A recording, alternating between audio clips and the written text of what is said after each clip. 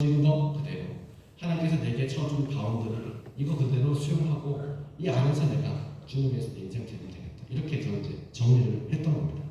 베드로에게 뭐 하나를 주고 요한에게 5달란트를 를 줘도 아무 상관없는 거예요. 그냥 베드로의 길을 가고 요한의 길을 가고 제자들은 대부분 순교를 했지만 순교의 타임도 그렇고 순교의 방법도 그렇고 그들이 살아가는 지역도 다 다른 거예요.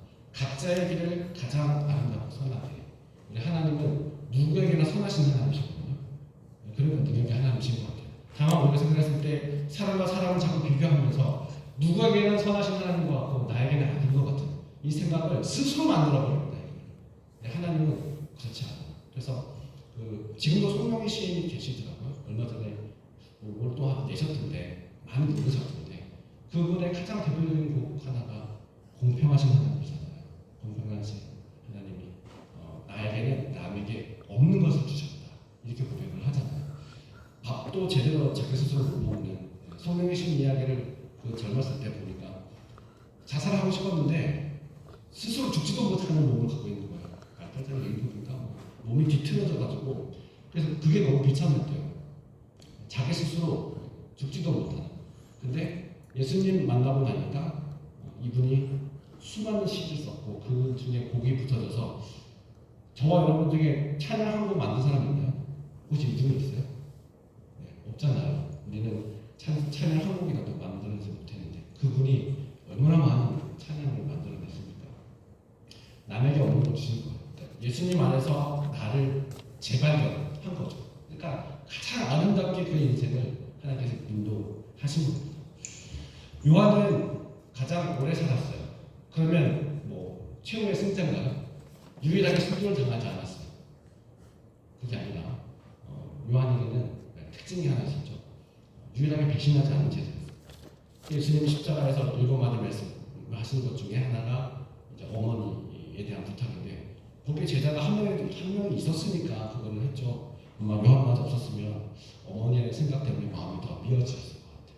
근데 요한의 특징이 여러분 요한 1서, 2서, 3서 이렇게 보면 알겠지만 특히 요한 1서에 사랑에 대한 이야기가 참 많이 나왔고 오늘 본문에 나오지만 예수님의 품에 이렇게 누워서 여러분 성경을 이상하게 해석하는 사람은 요한을 무슨 동성애자처럼 그렇게 해석하는 사람도 있어요. 좀 미쳤다고 생각하는데 그게 아니고 요한은 그런 기질을 가지고 있는 거예요. 베드로가 예수님의 품에 누워하고 예수님하고 약간 애교 부리처럼 이제 뭐 소름 돋아요. 근데 요한은 그게 가능한 사람이에요. 약간 남성 중에도 여성적인 성향을 가지고 있는 사람이 있고 여성성을 갖고 있는 사람이 있고 여성 중에도 남성성을 갖고 있는 사람이 있잖아요. 이게 우리 중에는 남자들 중에는 100% 남성성을 하는 사람 없어요. 이 퍼센티지가 다 사람마다 다르거든요. 요한은 그게 있어요. 그래서 사랑을 언급하기에 가장 어울리는 사람 그 사람이 요한이었던 겁니다. 그리고 마지막 25절을 제가 읽으려다가 뺐다가 다시 읽는 게 25절 보면 기록했잖아요. 예수님의 제자들은 대부분 일찍 순교를 했거든요. 요한이 마지막까지 있었기 때문에 그 반모섬에서 성경의 마지막 그 66번째 성경이 요한계시록이죠. 그가 오래 있었기 때문에 가능했던 일입니다. 그리고 그가 순교 안 했으니까 뭐 룰을 하나 잘 살을 거다. 모사님 아시죠? 얼마나 그 고난으로 점철된 사람이 살았는지 몰라요. 제가 요한의 인생을 보면서 차라리 순교를 하는 게 낫겠다.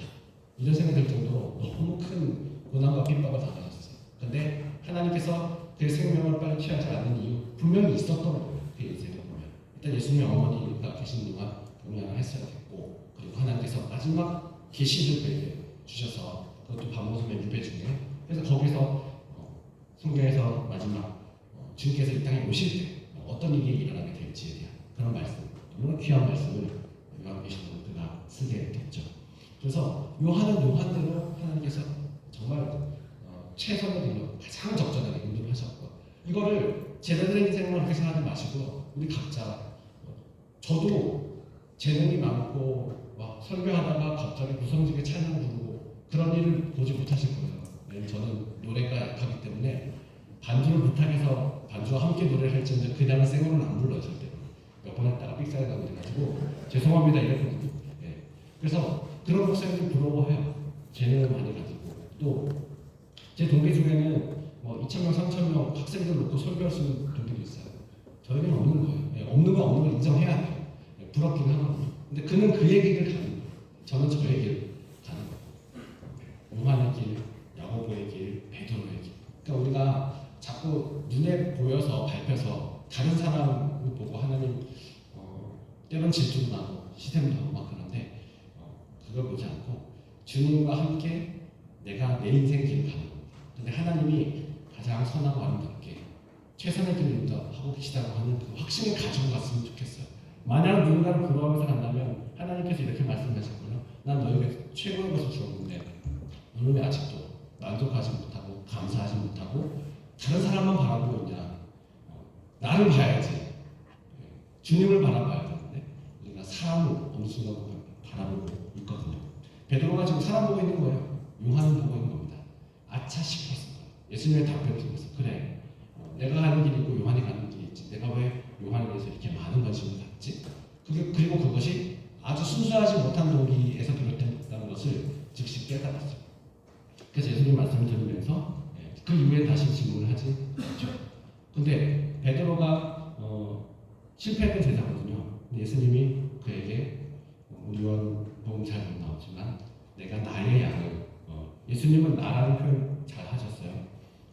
내가 누구인지라는 말씀도 많이 하셨어요. 내가 길이요 진리요 생명이다. 내가 부활이요 생명이다. 나는 포도나무다. 예수님은 주어 나를 많이 쓰셨거든요. 오늘 나의 평안 말씀하셨잖아요. 예수님이 베드로에게 나의 양을 맡겠다. 여러분 어느 제자가 그 말을 들었어요? 근데 베드로에게는 아니 예수님 입장에서는 이게 얼마나 불안해요. 이 녀석 믿을만한가? 저는 이런 표현을 과감하게 씁니다. 우리가 하나님을 향한 믿음을 갖고 있는 것보다 하나님께서 우리를 믿어주신 것이 훨씬 더 큽니다.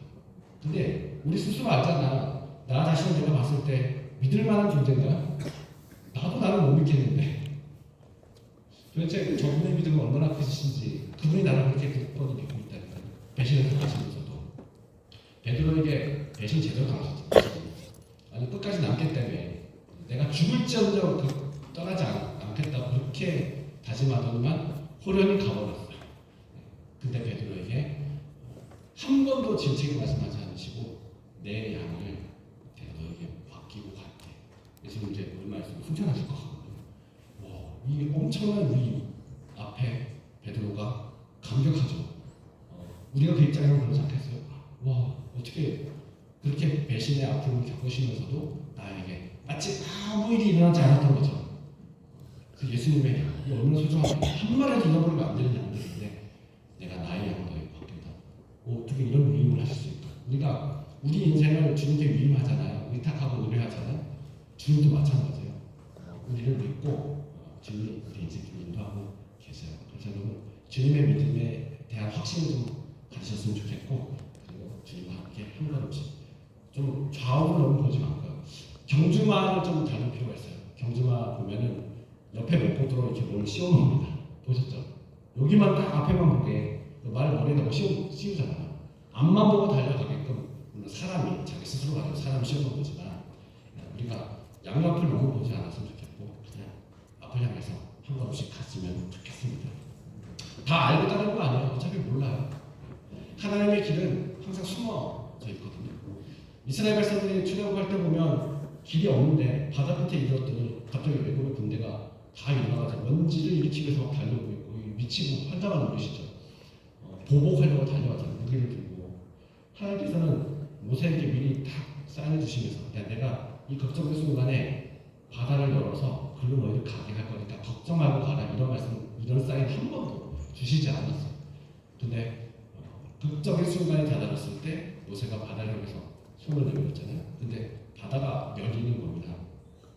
때가 되면 열려요. 그러니까 미래에 대한 거 너무 궁금해할 필요 없고 남에 대한 거 너무 궁금해할 필요 없고 정답을 찾아갈 필요 없고요. 그냥 한 걸음씩 그래서 하나님께서 비추시는 후레쉬는 저 멀리 우리 여러분 낚시꾼들 보면은 한 1km 정도까지 보이는 정말 고성능 그런 거. 저는 낚시를 안 하지만 그거 갖고 있거든요.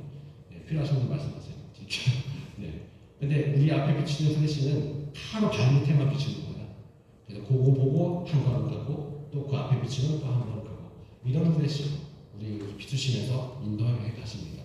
그래서 아브라함도 가려는데 아니 내비게이션에 우리가 목적지를 찍고 가는데 목적지를 찍지 않고 그냥 간 거예요. 가니까 가다 보니까 위로 돌았다가 결국 팔레스타인 땅, 가나안 땅으로 가게 되거든. 하나님이 가라고 하시면 모르고도 가야 돼. 근데 때가 되면 열리고 때가 되면 열리고 안 열릴 것 같지만 막혀 있는 것 같지만 우리 인생길은 그렇게 열려지게 됩니다. 그러니까 신뢰하고 가는 거예요. 주님 신뢰하고 가는 겁니다. 언약궤를 메고 그 강에 딱 발을 디뎠을 때 그때서야 이제 강물이 딱 닫히면서 그 열리고 이게 우리의 인생길입니다. 그러니까 주님 믿고 한 걸음씩 가는 거거든요. 베드로와 야고보 요한의 인생길을 가장 최선을 인도하신 하나님 저는 확신합니다. 저와 여러분의 인생길을 각자에게 최선으로. 그래서 우리는 사회에서는 또 학생들은 시험 성적으로 막 그룹이 나눠집니다. 1등급이니 2등급이니 3등급이니 주님 만약에 하나님이 우리를 그렇게 인도하신다면 이게 얼마나 치열한 경쟁 속에서 우리 천국이 아닌 거예요. 그렇게 되면 하나님은 우리를 각자 최선으로 각자의 길을 가장 그보다 더 나은 것이 없게끔 그렇게 인도할 플랜을 가지고 우리 대책 없는 분이 아닙니다. 우리가 주님 향한 신뢰를 좀 회복할 필요가 있고요. 자꾸 사람으로 남이 나아 보이거든요. 네, 이건 우리의 생각일 뿐이에요.